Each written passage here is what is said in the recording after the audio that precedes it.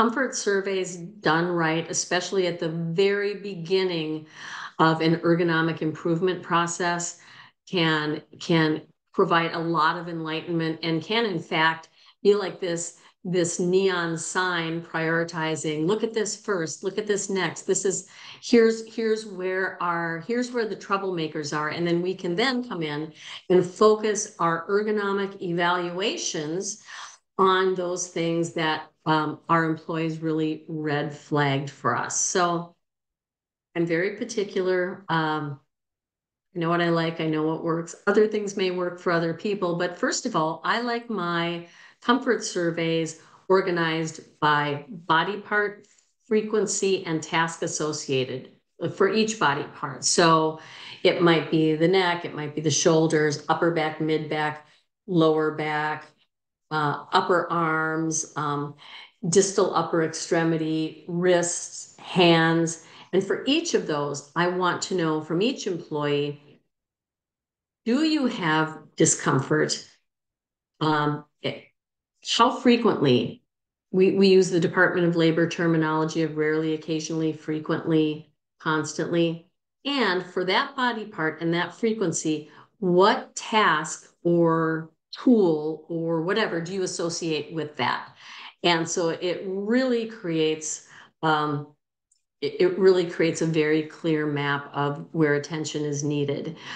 It's important to explain the purpose and what you intend to do with the information. So communication in the comfort survey process is really key, and also managing expectations, because there can be an issue it's a really important issue, and it requires capital budget, engineering support, and that might not be feasible for 18 months. And so employees might think, well, I did this survey, I don't see anything, that ever came of that. And so they can become a little jaded. So you can help manage those expectations, and also have already planned something that you're going to implement that would be meaningful for your employees. And Russell, I'm not just saying this because this is an Acromat webinar. I have a few go-tos. My main go-to tends to be anti-fatigue mat, and here's why.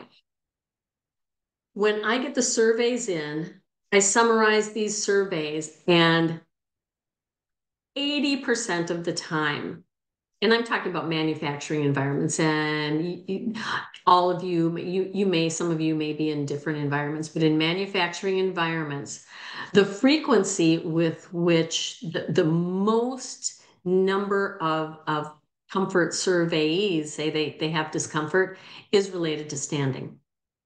So anti-fatigue mats are, you can get them in quickly. They provide a high degree of comfort, and then you use that kind of like an internal marketing, like, hey, we heard you and we discovered that you have some standing discomfort, and there are better things to come down the road, but this is a thank you for participating in the survey. So employees know that they were listened to and that you care. I think in-person is best, paper pen is best, and being in an office setting is best. There are too many distractions out there on the floor. What you don't want to do is hand out the survey to your employee population and say, have it on my desk by Friday.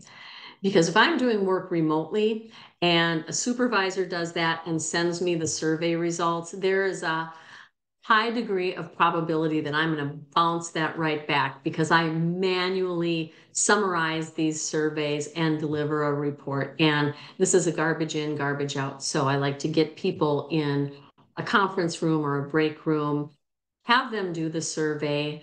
And then finally, really consider, after you've implemented some ergonomic solutions, circle back, redo the surveys, and then you can quantify the degree of comfort improvement in your employee population. And then that's, again, a great advertisement that you can blast out to employees by saying, hey, we implemented these things, comfort levels went from this to this. and roll that up to your leadership for, again, some good results.